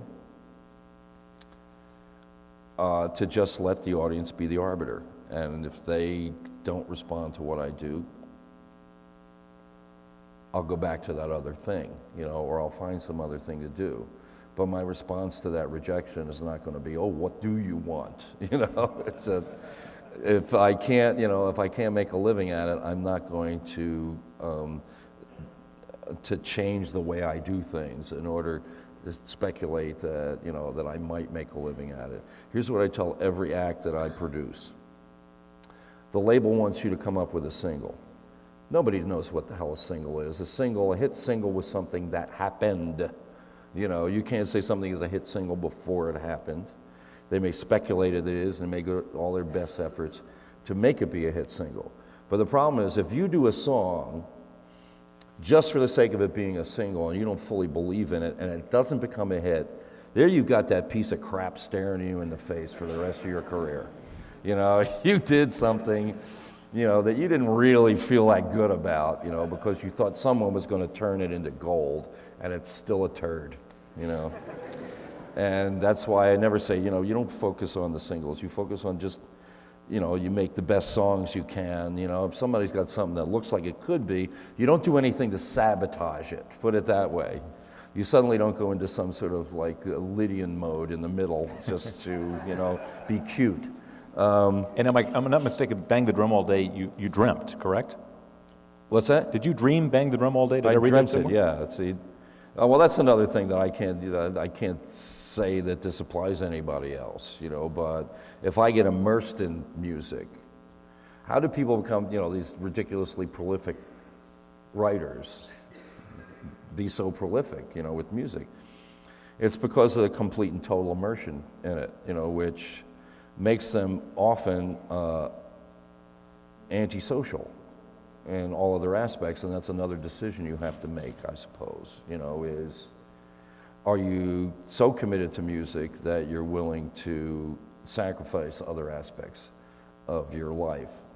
And fortunately, I have an understanding family who knows that every once in a while I need to have complete and absolute solitude to cut out all the noise of everyday life so I can get some damn musical ideas to sprout up. And you know, a musical commitment isn't about the success of it, you know, and it isn't about the, it's not going to make you friends just being a musician. It may make you a lot of enemies, and at the same time, I had no regrets about it. I knew early on that I was a musician. I feel fortunate that I'm making a living at it at this particular age, and I don't plan to quit, so. Thank you. Please, if you have questions, step to the microphones in the aisles and we'll... Questions? Bed sores? Anybody with questions, don't be shy. Step up to the mic if you would. Well, there's one over there, unfortunately. There's... Okay. Actually, if you can... Just because I want to get it on tape so folks can hear it at home.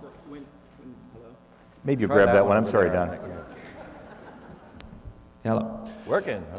When you were talking about the video toaster project and sort of working on the project and not knowing until the end whether it was basically, or at least one aspect was going to work, and I was kind of interested in the No World Order project and the way you had come up with the idea to structure the music so that you could flip verses around in choruses and it would still make sense musically, and you were doing that on a random access system, a hard disk at that point, right? Yeah. But how did you get, so to make the machine execute those, the same thing that the computer could do, did you have a proof of concept moment and like the low level stuff to make that CDI machine, you know, move the head across the disk and know that that was going to work? Did you have a proof of concept kind of stage? Well, I often depend on the technological expertise of others, you know, when it gets down to that level of detail. You know, you can only specialize so much. And for instance, when we were doing the No World Order project, which required us to get, you know, musical passages off of a disc and decompressed and lined up seamlessly and stuff like that, all of that technology, another guy did that. You know, I know my limits in that particular regard, and a lot of what I do is more about the user experience and less the bottom line technology. But, you know, talking about that sort of video and syncing things up, music is a much more plastic medium, as I said before, especially nowadays. The whole idea of moving parts of the song around, that to me seems almost an intrinsic part of the process now. That you arbitrarily label something a verse until you realize that it's the chorus, you know, and then you move it to a little later in the song or something like that. And I guess the point that I was kind of moving towards when I was talking about like SIGGRAPH and the technology then and, you know, where technology evolves. We used to, I remember it was still like 1984, 1985, and how thrilled everyone would be to see something that looked like smoke coming off a cigarette. They were just flabbergasted, you know, at the whole idea. Now you look at a production like Lord of the Rings with simulated humanoids and elephants and just like everything, godzillions of pixels, and I don't know what the number with a zillion zero Googles of calculations, going into these things. That the way technology has advanced, at least in this particular area, is it's like the discovery of electricity again. It's like all of these things which we grow up with and take for granted now, but the ubiquitous communication that we have that did not exist 50 years ago. That 50 years ago, you couldn't flip open a cell phone and get so-and-so. That's the reason why I don't own a cell phone, because I don't want anybody to get a hold of me just whenever they feel like it. Get whatever you're but. Hi, Todd. Thanks for coming to Greencastle. Thank you. So I have a question for you. With a Twist is probably one of my favorite records, not just of yours, but period. I just think that's a gorgeous album, and I really enjoy what you did to it. But my question is, do you really hate the song Hello, It's Me, given the treatment you gave it on that record? I'm sorry, what was the end of it? Do you really hate the song Hello, It's Me, given the treatment on that record? No, I don't hate it. That was an act of vengeance on the song. But that was actually maybe the fourth version that I've done of the song. There's the original Nazz version, which is kind of a dirge, but was the first time it was a hit. Then there was the version that I did on Something Anything, which was a little bit peppier and with a big band sort of arrangement. Then there was a version that I was doing live that was a little bit more kind of like a show thing, and we played it with a shuffle rhythm. And it appeared on live records. There were live versions of that, which was the third version. So by the time I got to With a Twist, first of all, I got to do something in the genre, which was bossa nova, exotica, kind of, a very retro thing. But also something that's different enough from the other versions, that it doesn't seem like, we're going back to the same well and pulling up stinky water. And the result was this sort of more Martin Denny approach, something of an exotica thing. And I enjoyed doing it, and we did it live as well, and I enjoyed doing that. So it was, at least for me, nothing personal, Hello, It's Me, but if I'm required to do it exactly the way everyone remembers it, it's a definite albatross, and I ain't going there. Lisa. Hey, how you doing? I saw you last night in Louisville, and I noticed that you were playing a Line 6. Did you now, or have you ever been involved in modeling technologies like the Line 6 is using, or developing those sort of things? On modeling technology? Yeah, amp modeling. You mean like guitar amp modeling and things like that? Well, the Line 6 amp, as they called it, modeling, the different. Oh yeah, well my recent record, Arena, I used a Line 6 export as my audio interface for the vocals as well. It's got a phantom powered mic plug on the back. And I, almost all the guitar sounds, except under some circumstance where I wanted something and just couldn't get it, are done with this Line 6 software called Gearbox. The sound is all in the computer, all modeled in the computer. And when I did use the amp, I took the direct preamp output and put it into the audio interface. And so there was never a mic in front of a guitar amplifier for the entire record. And I'm fine with that. And I've done records with, I did a Bad Religion record, one of these hardcore punk bands. Right. And we recorded all the guitars completely dry. We didn't use any of their amps. We used the Line 6 modeling for all of their guitar sounds for the entire record. So the advantage of that was all you do is capture the performance, but not the sound. And later you make it sound like anything you want. So the advantage of that is that you're not futzing and futzing and futzing trying to get the perfect sound. Just get a sound that's good enough, because the performance is the most important thing. Oh, thanks for the shirt. My pleasure. The shirt last night, the signature. And we should point out that the vocals for Arena were done in your linen closet, right? Well, yeah, I don't actually have a studio in Kauai. I live in Kauai, by the way. I don't actually have a studio there. We just find a space. It's pretty rural. You can find a house, a guest house somewhere, a barn, set up and record in there, make lots of noise, nobody's bothered. And in the last couple records that I've done, the best place for me to record my vocals has been in the linen closet of our Bearsville house, because it's just full of linen, you know, it's perfectly dead. But the advantage is I couldn't normally roll all the equipment in there, but since particularly the last record, I did it all on the laptop. All I have to do is, I'll put a little keyboard stand in there with a laptop, and I'm good to go. So, please. Well, thanks for coming tonight, Todd. I missed you at the Vogue the other night, but I've seen you a couple times, and we appreciate you always coming to the Midwest. Because, oh, it's my pleasure. Thank you. So. My question is, I'm a big Beatles fan, and I know throughout your career you've touched, I think you were part of Linda McCartney's photo album. She took some pictures of you in Central Park early on. Ah, yes. Obviously you produced Badfinger.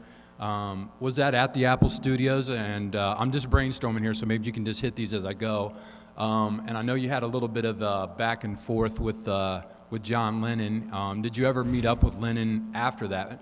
And when you were out on tour with Ringo, did you get a chance to ask him a lot of questions? And did you ever bump into to McCartney or Harrison on your travels? I have met at least once all the Beatles. Yes. Your original question, Linda McCartney, all of those photographs were taken before Linda met Paul. As a matter of fact, she took photographs of me the day before she left England to go photograph the Beatles, and she never came back. And let me see now. Yeah, I've met all the Beatles. And Badfinger, I think. Badfinger, did you produce it? Was John it at Lennon Apple? thing, I met him briefly in L.A., and it was during John's wild years, as we say, when Yoko had thrown him out of the house. The Lost Weekend. The Lost Weekend. What a revolting development. She throws him out of the house that he paid for. Then he's gallivanting around Los Angeles with Harry Nilsson, I believe, getting roaring drunk every night. And then one of the notorious incidents was him going to the Troubadour, I believe, and getting, like assaulting waitresses, and then putting a Kotex on his head. Right. And, clowning around with a Kotex on his head. And I was in England, and they were interviewing me, and the English music press, like all the English press, they really, accuracy is not really what they're about. Fair and balanced? No, I don't think so. They're looking for that one thing that they can print like this high, and get everyone like all head up. And so they were interviewing me about a bunch of stuff, but something came up about John Lennon. And I kind of, the gist of what I said, I don't remember what exactly I said, but the gist of what I said is, I don't believe it's very revolutionary to put a Kotex on your head and assault a waitress in the Troubadour. And this somehow, they made a big headline about it, and then John Lennon wrote back to them, a big open letter that they published, of course. This is us doing their job for them, And so he writes a big letter. He was into the Yanavian, Primal Scream thing at the time, which was in his "Mommy Don't Go, Daddy Come Home" thing, So he implied that, my whole thing was some sort of complaint against my father. When I was talking about him being not a revolutionary role model, he started imputing that I was looking at him as if he was my dad or something. And I may have had a response, but before it got too far, I actually got a phone call from him, and we realized that we were being sort of played a little bit, and we diffused the whole thing. But that was the last time I talked to him, and that was sort of an inconsequential conversation. So it was tempest in a teapot, as it were, just for the entertainment value of the English music press. Did you produce Badfinger? Was it Apple Studios, or where did you record them? No, Badfinger was done in several studios, but the one studio we didn't record in was Apple. Apple was tied up with mixing the concert for Bangladesh at the time, and that's why George Harrison had dropped out of the project. he got completely absorbed in this Bangladesh thing. So. Thank you very much. Thank you. No problem.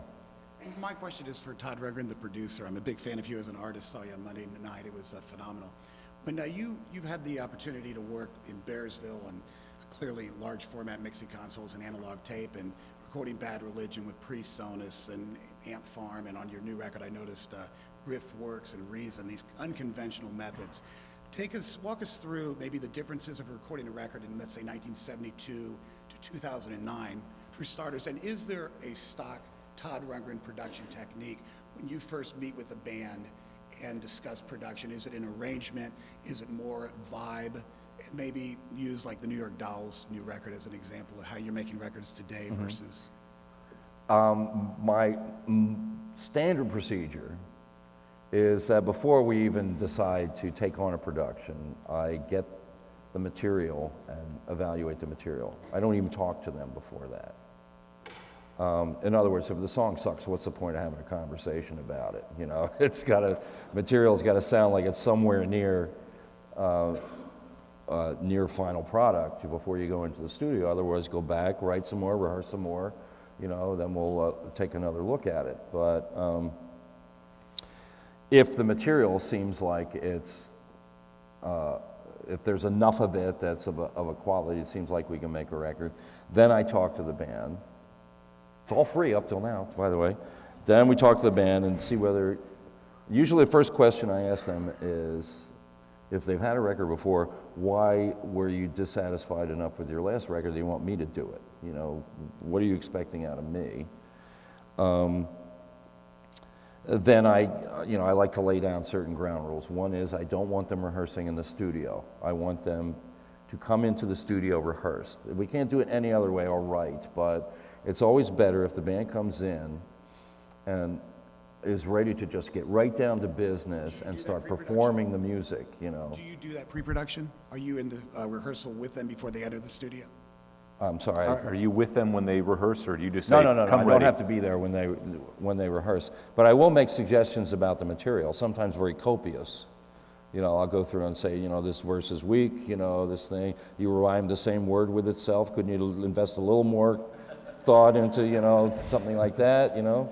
When another word would do just as well, you know, and don't you dare try and record this song here because it blows. And I'll give them fairly, you know, detailed feedback on the material so that they can go and rehearse it that way. And it isn't required that it be perfect by the time they get to the studio, but certainly want them to be, you know, very close to being able to perform it.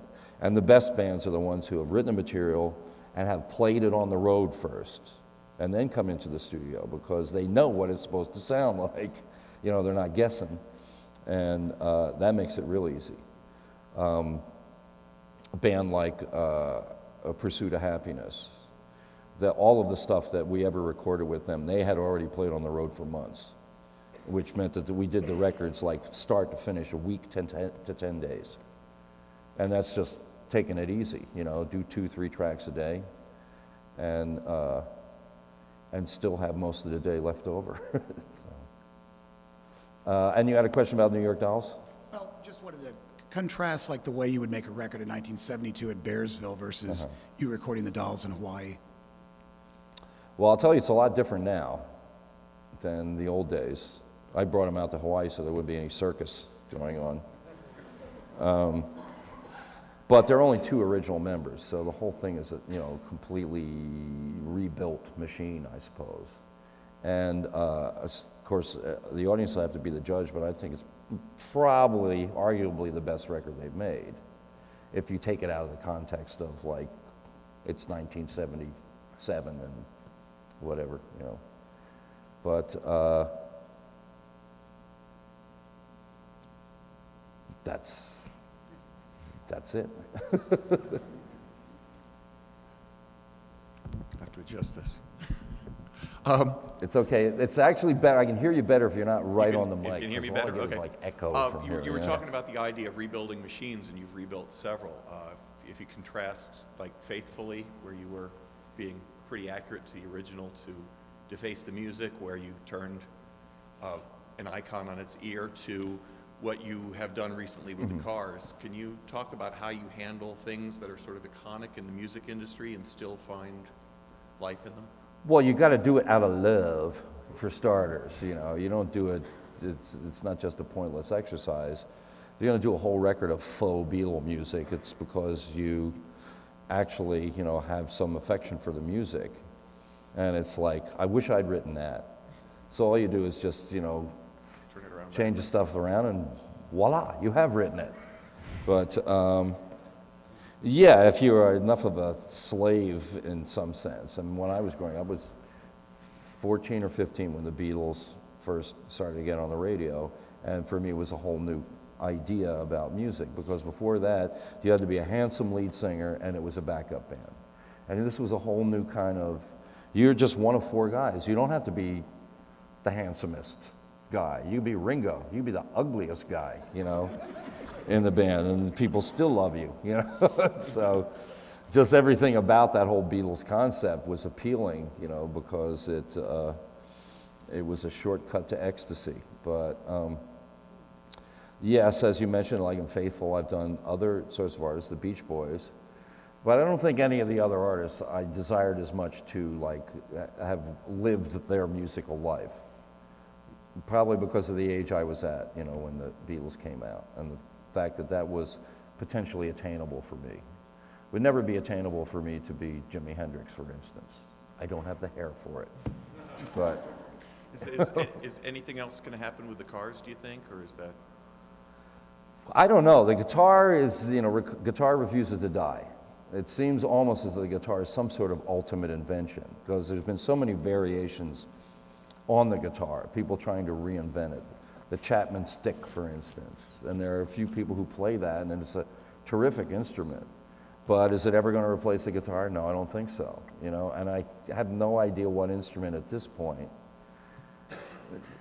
took to electrification so well. You know, there's certainly electrified pianos, but they're supposed to sound like a piano. You know, the guitar, once it got electrified, went into this whole other range of sound that can only be produced by that combination of technology. So it's pretty much a high watermark. I don't know what's going to replace it. I think he asked in particular the cars, the new cars. Are they going to? It's okay, I like that answer too. Okay.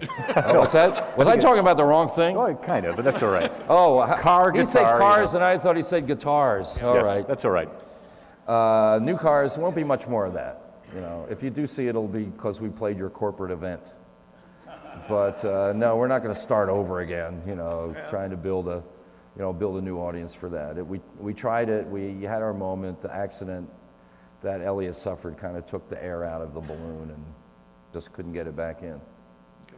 So, thank you. Thanks for your question about the guitars.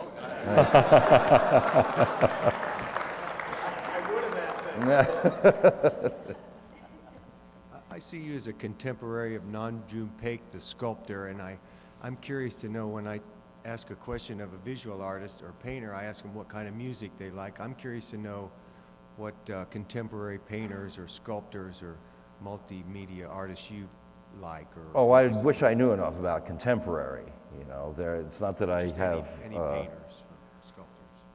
no appreciation of other art, but depends what you mean by contemporary. If you mean in the last century, I could probably.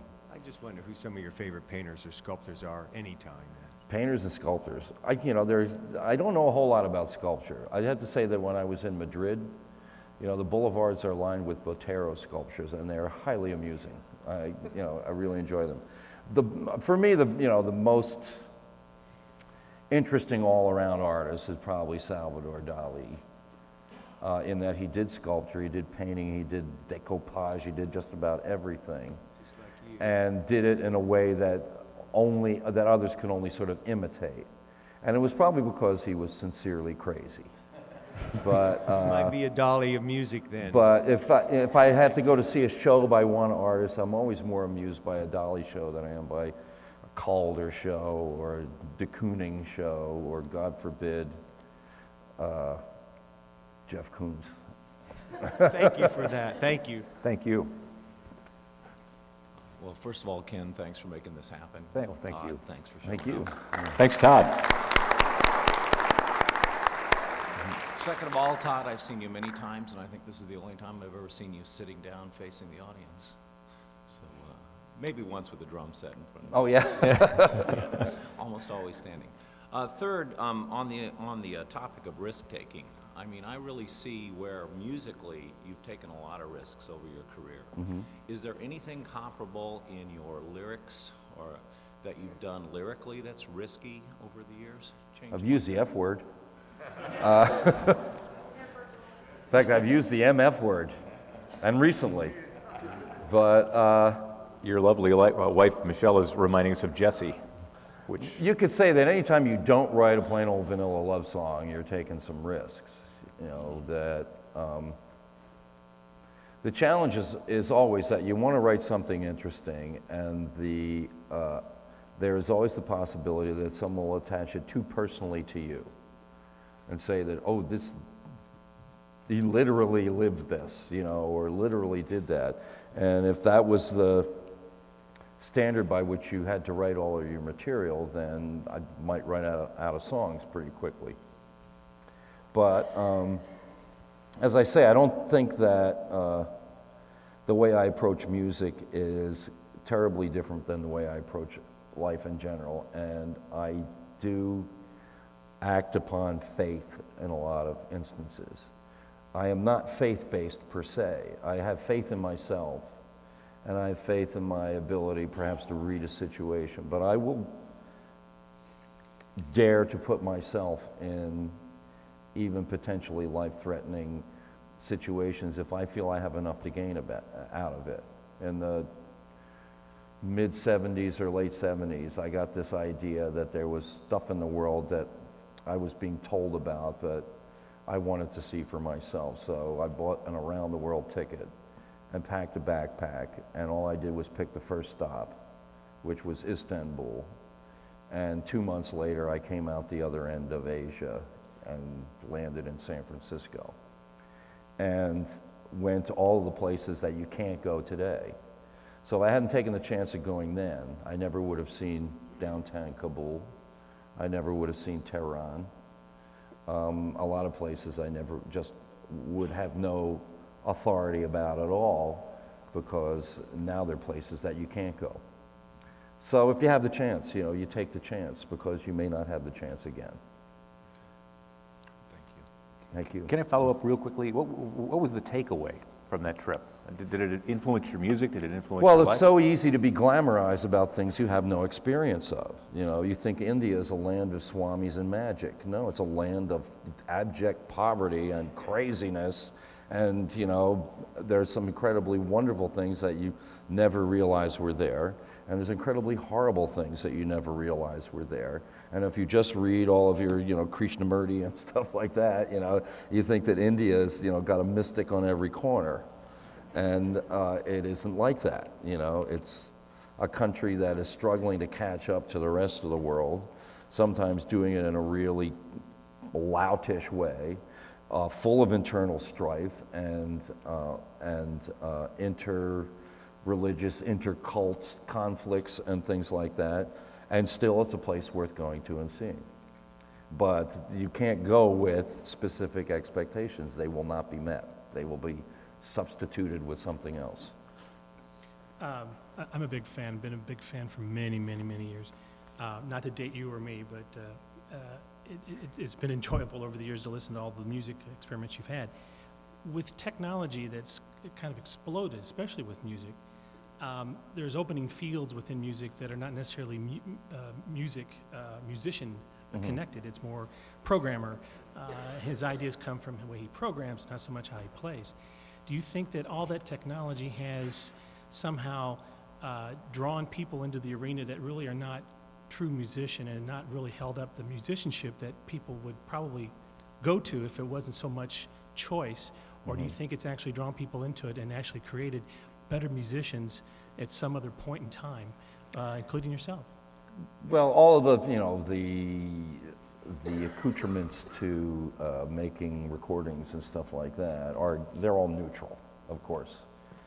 They don't do anything until somebody brings a sensibility to them and starts using them for good or evil, as the case may be. Your point about how it impacts musicianship. Again, there is that distinction between a performer and a musician, and there are people whose only desire is to pick up enough musicianship in order to be a performer, like Madonna, or something like that. She's not interested in being the world's best singer, world's best songwriter, world's best anything. She's interested in being Madonna, and she only needs enough music so that she can justify charging you money to come see her perform it. Is it possible for the technology to compromise people's musical sensibility? It is possible, but it's only one thing that can compromise the sensibility. The bigger problem is that people writing music when they don't have anything to write about. The music that means anything to people comes from some place of meaning. It comes from you having something you desperately desire to communicate or externalize, and music is your medium.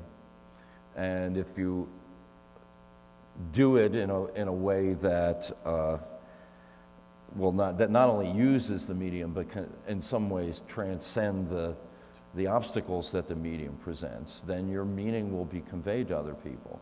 And musicianship, how sophisticated a musician was Robert Johnson, and yet he founded probably all of the music that we are listening to today, in some sense. We don't listen to a lot of classical music. We listen to some music that came out of the blues.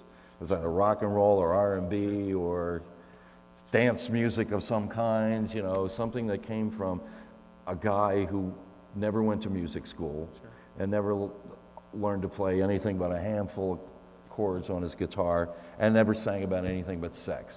Sure. The gut emotions. He was expressing gut emotions, yeah.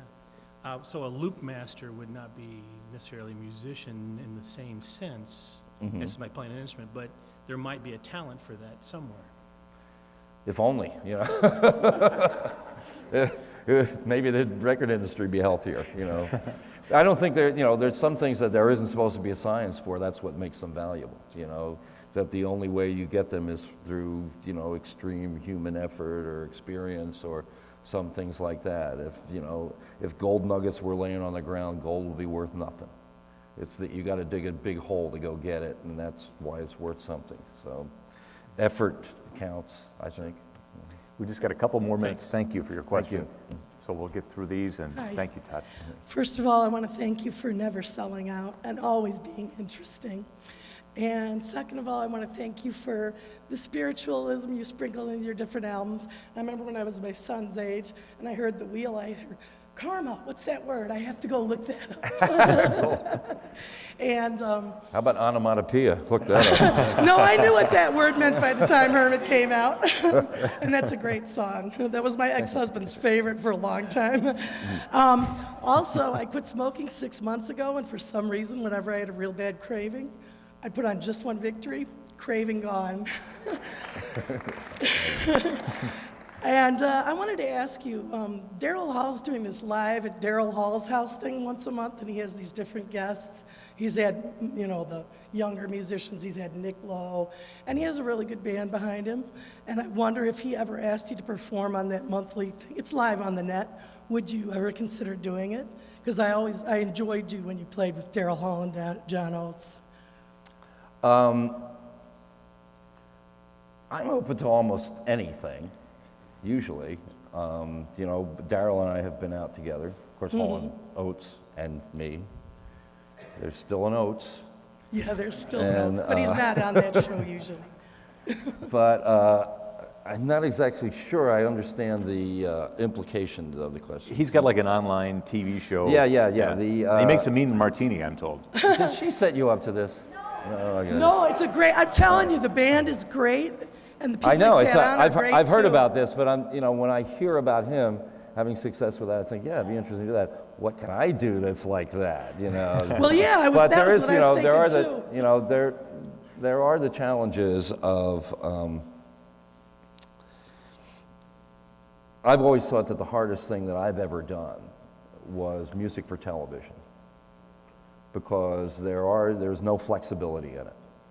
and you're the low man on the totem pole, and you get the, you get the notes and everything after everyone else is done, and your thing gets applied last in the production, and they do arbitrary things with it, anything they wanted. But the hardest part for me was the fact that you have to write and record anywhere from 10 to 30 to 40 minutes worth of music in something like 3 days. And I've tried to do things where I've had, actual sort of time-based commitments, where, okay, I got to do this by the end of the month, and I'm going to do this every month, stuff like that. When it gets to doing something like every week, or worse, every day, I can't imagine how they, I can't imagine, I can understand why, put it this way. David Letterman is in such a bad mood all the time. That's what I hear. He's freaking trapped by this job, he's like trapped in it. And the problem with something like that is the success of it locks you into something that perhaps you didn't expect, And while I can imagine, like doing an episode or something like that, it's a far greater challenge, obviously for him or for anyone who wants to do something like that, to do something that is, you got to find good guests at regular intervals. You have to do good shows all the time in that particular kind of format and things like that. So I'd be happy to appear on somebody's show like that, but I have to think long and hard before doing something like that. That I Having can responsibility understand. myself. You've always got so many different things in your mind. And where do you go next from here? I know you mentioned a Robert Johnson project that you were thinking about doing. I'm gonna rest for a little while. That's cool, after this too. tour is done, but not for long. I got a little more playing to do. I always have, a little bucket list of things. Bucket list. Come on, of things that I like to do, in the short term. And it's all a question of things falling into place in time and stuff like that. I can say that on my plate are various things like possibly some kind of computer game, involvement in that somehow. Possibly some sort of record production, stuff like that. There'll be other things besides playing live and producing records that I'll have the opportunity to do, I'm sure. But Any none sort of them are- musical in the Well, future, we maybe? need to get on to the other Okay. questions because we're running out of Yeah. time. I'm sorry, but I just worry that we're going to run out of time here. Okay. In Hello. an article I once read, you said that you could. Completely made up. It's not coming from anyone's heart. It's just meant to be clever and facile and stuff like that, and that kind of music doesn't appeal to me. It doesn't mean that all country music and every country artist sucks. There is great country music, but unfortunately, what gets played on the radio is like what gets played on the radio of everything else, which is usually not the best of it, just the most accessible of it, And I have a feeling that if I tried to do that, that real country listeners would sense in me the fact that I was not actually being concertedly fake enough or whatever, I don't know, and just would realize that I wasn't being sincere with it, And I never thought I would do a arena rock record, but once I did it, I have a lot of fun doing it. And I imagine if I ever figure out a way that I want to do country music or death metal or any other kind of, extreme genre, that I would figure out a way to do it so that I would at least have fun doing it. And so you're right, you should never say never, especially as a musician. But I don't know when I will do that. I don't have an idea at this point. We've got time for 2 more questions because these gentlemen have been in line, and thank you very much. Yeah, great to see you here in the Midwest, and thanks for being Thank a part you. of the tour. Good shirt. I know. Nice time at your house. So. Todd Stalker. He signed my accordion, too, so I didn't bring that with me tonight, but it's around.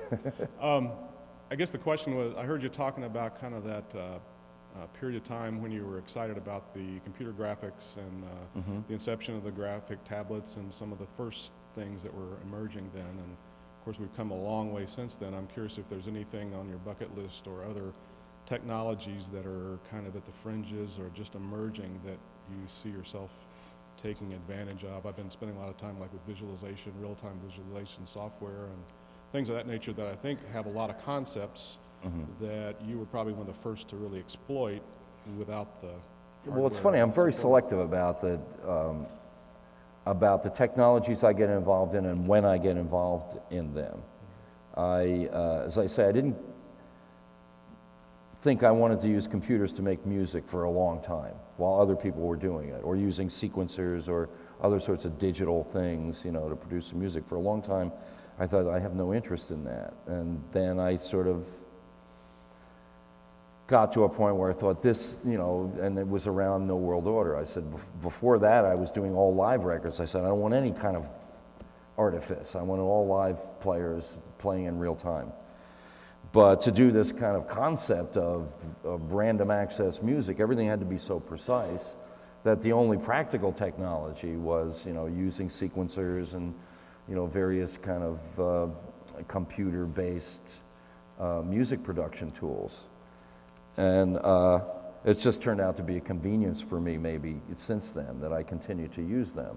Doesn't mean it's exclusive, but I'm comfortable with the technology now. But for instance, I don't own a cell phone. I don't tweet, I don't blog.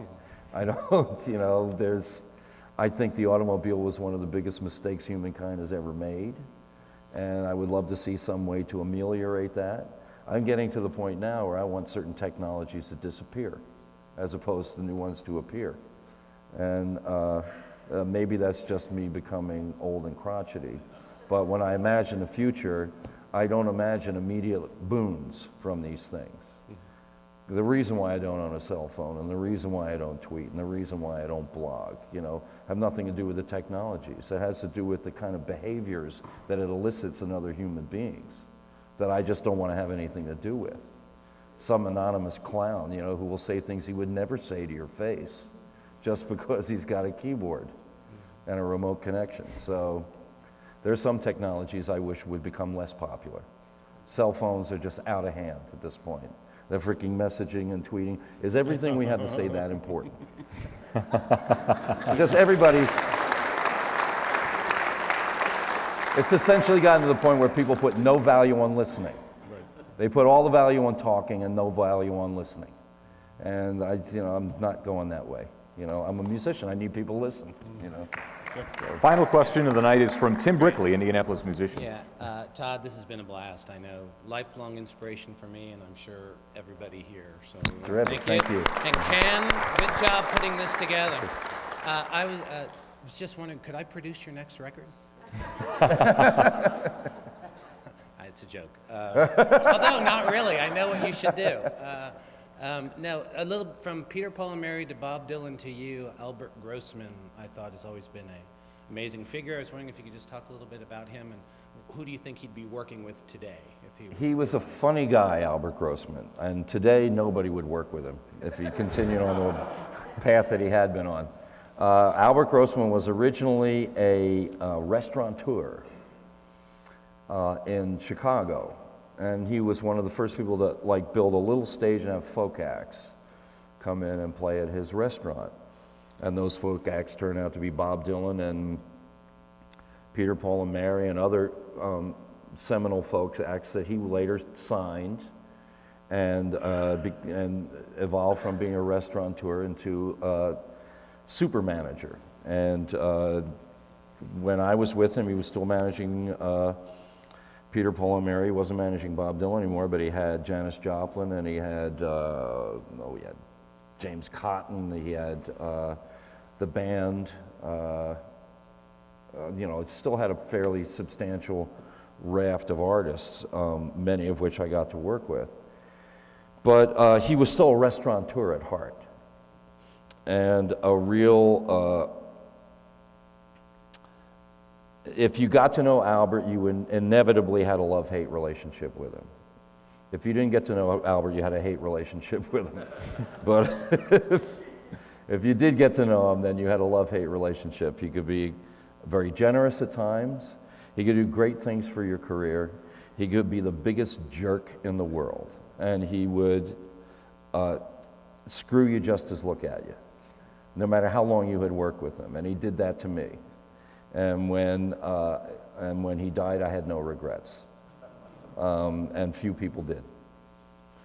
He was one of these larger-than-life things, but in the end, he had no true friends because he everything in his world had a little Dymo label on the bottom with the insurance number on it. Everything. Every single thing. Salt shakers. Had a little Dymo label on the bottom with the insurance number on it, you know. He cared so much about the things that he had, you know, and the things he could acquire, and so little about the impact all that had on the people that he lived with and worked with. So he was an extremely powerful and interesting guy, and extremely flawed guy. So, well, Todd, you have had an enormous impact on all of us, a positive impact, and thank you for your contributions to the world, to music, to DePauw University tonight. And I'm going to shake your hand, and I've got a gift for you before we all say goodnight. I have a DePauw sweatshirt for you. And I got one for Michelle, too, that she's going to get. Can I get an honorary degree? I never did go to Yeah, college. we've got one of those in the back. All right. Ladies and gentlemen, Todd Rundgren. DePauw. Thank you. You're welcome. Thank you.